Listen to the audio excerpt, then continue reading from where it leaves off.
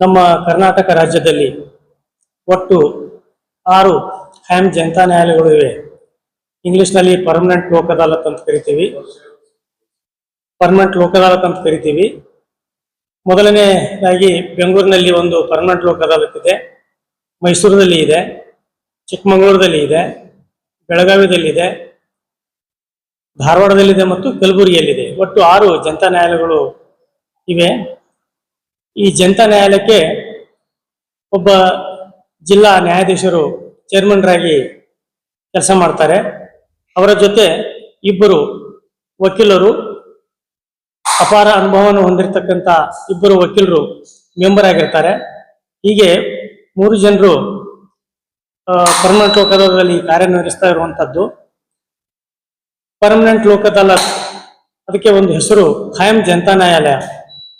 ಇದು ಕೂಡ ನ್ಯಾಯಾಲಯದಂತೆ ಇರುವಂತದ್ದು, ಹೆಸರು ಮಾತ್ರ ಬೇರೆ ಇರೋದು.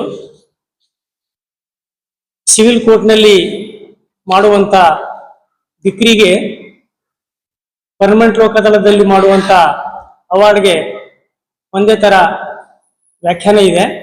ಅಲ್ಲಿ ಡಿಗ್ರಿ ಅಂತೀವಿ, ಇಲ್ಲಿ ನಾವು ಪರ್ಮನೆಂಟ್ ಲೋಕ್ ಅದಾಲತ್ನಲ್ಲಿ ಅವಾರ್ಡ್ ಅಂತ ಹೇಳ್ತೀವಿ.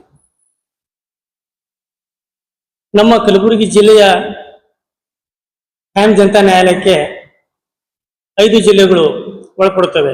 ಒಂದು ಕಲಬುರಗಿ, 2ನೇದು ವಿಜಯಪುರ, 3ನೇದು ಯಾದಗಿರಿ, 4ನೇದು ಬೀದರ್, 5ನೇದು ರಾಯಚೂರು. ಸೊ ಈ ಖಾಯಂ ನ್ಯಾಯಾಲಯದ ವ್ಯಾಪ್ತಿಯಲ್ಲಿ 5 ಜಿಲ್ಲೆಗಳು ಬರ್ತವೆ. ಈ 5 ಜಿಲ್ಲೆಯ ಕೇಸ್ಗಳು ಕಲಬುರಗಿಯಲ್ಲಿ ಇರತಕ್ಕಂಥ ಖಾಯಂ ಜನತಾ ನ್ಯಾಯಾಲಯದಲ್ಲಿ ನಡೆಯುತ್ತದೆ.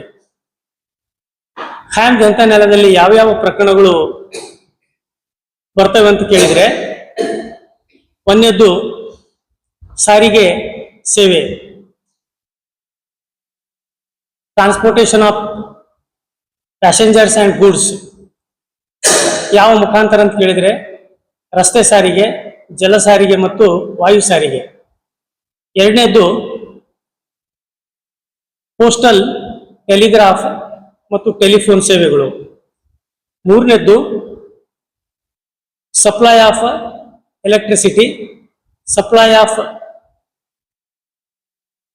Light, supply of water.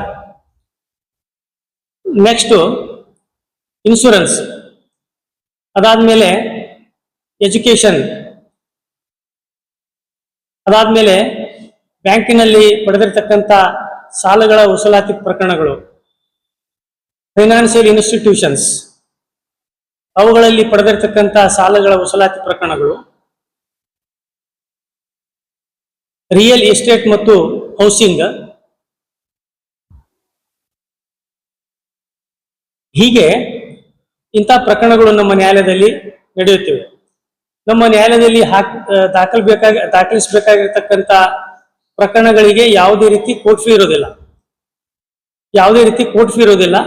1 ಕೋಟಿವರೆಗೆ claim ಇರುವಂತಹ ಪ್ರಕರಣಗಳನ್ನು ದಾಖಲಿಸಬಹುದು. ನಮ್ಮ ನ್ಯಾಯಾಲಯದಲ್ಲಿ ಆಗುವಂತಹ ಅವಾರ್ಡ್ ಅಂತಿಮವಾಗಿರ್ತದೆ, ಅದಕ್ಕೆ ಅಪೀಲ್ ಇರೋದಿಲ್ಲ. ಆ ಆದೇಶಕ್ಕೆ, ಅವಾರ್ಡ್ಗೆ ಅಪೀಲ್ ಇರೋದಿಲ್ಲ. ಅಪೀಲ್ ಮಾಡದೆ ಯಾರಾದರೂ ಬಾಧಿತ ವ್ಯಕ್ತಿ ಇದ್ರೆ ರಿಟ್ ಪಿಟಿಷನ್ ಮುಖಾಂತರ ಮಾನ್ಯ ಹೈಕೋರ್ಟಿಗೆ ಮೊರೆ ಹೋಗಬಹುದು. ಇದು ಅಂತಿಮವಾಗಿರುವಂತದ್ದು ಆದೇಶ. ನಮ್ಮಲ್ಲಿ ಬಹಳ ಬೇಗ ತೀರ್ಮಾನ ಆಗ್ತದೆ, ಪ್ರಕರಣಗಳು ಬೇಗ ತೀರ್ಮಾನ ಆಗ್ತದೆ. ಬಹಳಷ್ಟು ಲಾಂಗರ್ ಪೀರಿಯಡ್ ಇರೋದಿಲ್ಲ, ಬೇಗನೆ ತೀರ್ಮಾನ ಆಗ್ತದೆ. ಹಾಗಾಗಿ ನಮ್ಮ ಜನರಿಗೆ, ಸಾರ್ವಜನಿಕರಿಗೆ ಪರ್ಮನೆಂಟ್ ಲೋಕ್ ಅದಾಲತ್ ಬಗ್ಗೆ ಬಹಳಷ್ಟು ಮಾಹಿತಿ ಇಲ್ಲ. ಈಗ ನಮ್ಮ ಕೋರ್ಟ್ನಲ್ಲಿ ಯಾವ ಕೇಸ್ಗಳು ಹೆಚ್ಚಾಗಿ ದಾಖಲು ಮಾಡ್ತಾರಂದ್ರೆ ಬ್ಯಾಂಕಿನ ರಿಕವರಿ ಕೇಸಸ್ಗಳು, ಅವು ಜಾಸ್ತಿ ಇವೆ. ಬಟ್ ಈ ಎಲೆಕ್ಟ್ರಿಸಿಟಿ ಸಪ್ಲೈ, ವಾಟರ್ ಸಪ್ಲೈ, ಈ ಪೋಸ್ಟಲ್ ಸರ್ವಿಸು, ಇನ್ಶೂರೆನ್ಸ್ ಸಮಸ್ಯೆ ಇದ್ದಿದ್ದು ಮತ್ತು ಟ್ರಾನ್ಸ್ಪೋರ್ಟೇಷನ್ ಸಮಸ್ಯೆ ಇದ್ದಿದ್ದು, ಹಾಸ್ಪಿಟಲ್ ಮತ್ತು ಡಿಸ್ಪೆನ್ಸರಿಯಲ್ಲಿ ಆಗುವಂತ ತೊಂದರೆಗಳ ಬಗ್ಗೆ ಕೇಸ್ಗಳು ನಮ್ಮ ಕೋರ್ಟ್ದಲ್ಲಿ ಬಹಳಷ್ಟು ಕಡಿಮೆ ಇವೆ. ಇದು ಯಾಕೆ ಕಡಿಮೆ ಆಗಲಿಕ್ಕೆ ಕಾರಣ ಅಂತ ಹೇಳಿದ್ರೆ ಜನರಿಗೆ ಅವೇರ್ನೆಸ್ ಇಲ್ಲ. ಸೊ ಅವರಿಗೆ ಅವೇರ್ನೆಸ್ ಬರಬೇಕು ಅಂತಂದ್ರೆ ನಾವುಗಳು ಇಂತಹ ಕಾರ್ಯಕ್ರಮಗಳನ್ನ ಮಾಡ್ತಾ ಇರಬೇಕು ಮತ್ತು ತಮ್ಮ ಮಾಧ್ಯಮದ ಮುಖಾಂತರ ಜನರಿಗೆ ಅರಿವನ್ನು ಮೂಡಿಸುವುದು ಬಹಳಷ್ಟು ಮುಖ್ಯವಾಗಿರುವಂಥದ್ದು. ಹಾಗೋಸ್ಕರ ಇವತ್ತು ನಾವು ನಿಮ್ಮನ್ನ ಈ ಪತ್ರಿಕಾಗೋಷ್ಠಿಗೆ ಆಹ್ವಾನ ಮಾಡಿದ್ದೀವಿ. ತಾವೆಲ್ಲರೂ ಬಂದಿದ್ರಿ. ಒಟ್ಟಿನಲ್ಲಿ ಹೇಳ್ಬೇಕಂತಂದ್ರೆ ಆದಷ್ಟು ಹೆಚ್ಚಿನ ಮಾಧ್ಯಮದ ಪತ್ರಿಕೆಗಳಲ್ಲಿ, ಪ್ರಿಂಟ್ ಅಂಡ್ ಎಲೆಕ್ಟ್ರಾನಿಕ್ ಮೀಡಿಯಾದಲ್ಲಿ ಇದರ ಬಗ್ಗೆ ಪ್ರಚಾರ ಪಡಿಸಿದ್ರೆ ಜನರಿಗೆ ಅನುಕೂಲ ಆಗ್ತದೆ ಅನ್ನುವಂತ ಒಂದು ಉದ್ದೇಶದಿಂದ ಈ ಕಾರ್ಯಕ್ರಮವನ್ನು ಇಲ್ಲಿ ಮಾಡ್ತಾ ಇದ್ದೀವಿ. ತಾವೇನಾದ್ರೂ ಕೇಳೋದಿದ್ರೆ ಅದಕ್ಕೆ